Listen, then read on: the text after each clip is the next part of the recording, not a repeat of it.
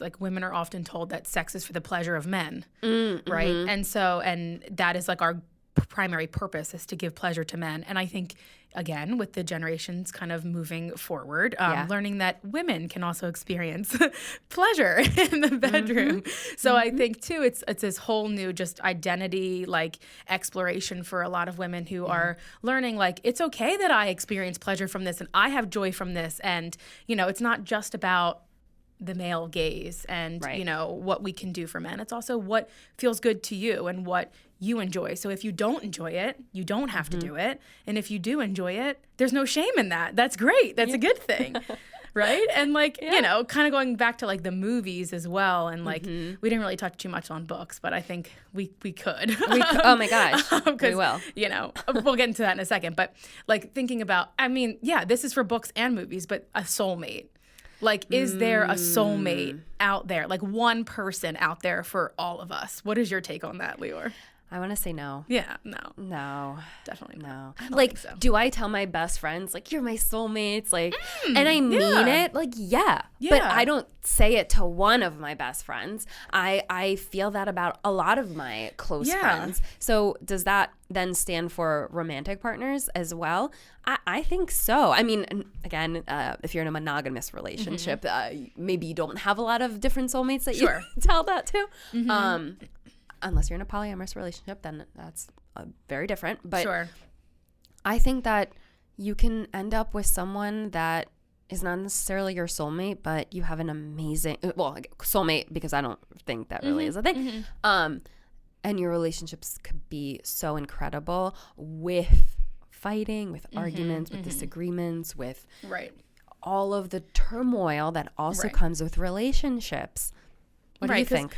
That lends to like, what is a soulmate? Does that mean like the most perfect person for you who you never argue with, you always agree, you always see eye to eye? Because like, I don't really even know what that means. You know, like me neither. When you think of a soulmate, like, like I think that there are multiple people out there for everyone. Yeah. It's just kind of like, I guess, timing and who you meet when, and like even just kind of just reflecting on my previous relationships, like they obviously all didn't work out for a reason. However, some of them were not bad people. They're not bad guys, right? Yeah. It's just that like there was some things that, I mean, also to timing, you're young.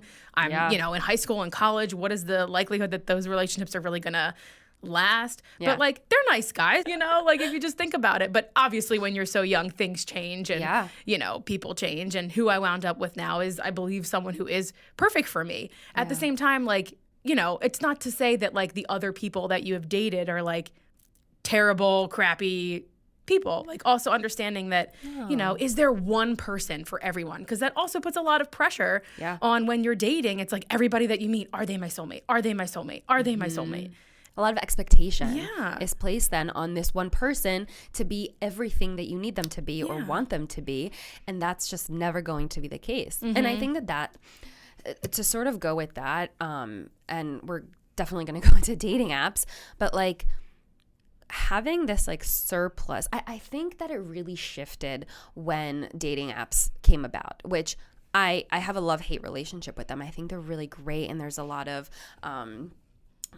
positive things that come from them, and you're able to meet more people.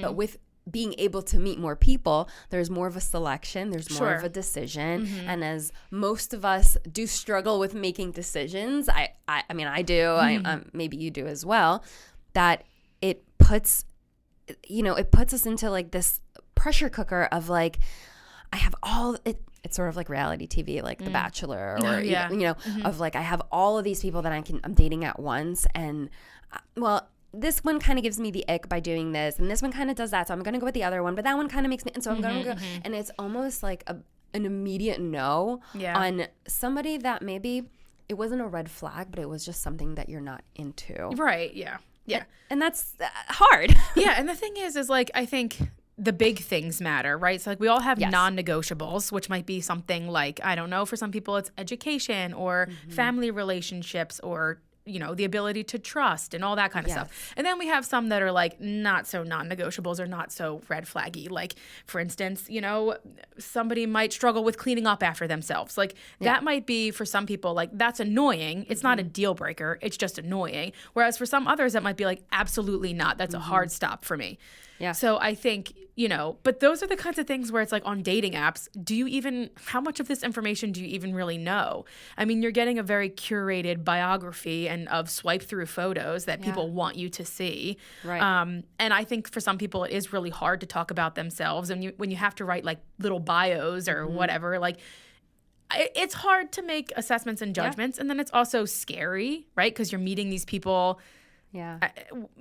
It can be tough because you're like chatting online, and then you go to meet in person. Catfish, you can be catfished. Yeah, there's a lot of fear and oddness, I think, around it for a lot of people. Yeah, it might not feel natural, or it might feel more safe to meet someone like this and maybe talk to them a little bit more before, you meet up for a date. Or, I mean, I feel like the evolution of dating apps, there has been this like stigma for some dating apps versus others, where like, Tinder was known as like the hookup one, and Bumble is where the woman makes the first move, and then Hinge is like the relationship one, where like, I don't think that's the case anymore. I actually hear, I work with, I actually hear that now Tinder is the one that is more successful for forming relationships. I mean, I've known people who have relationships off of Tinder. Yeah.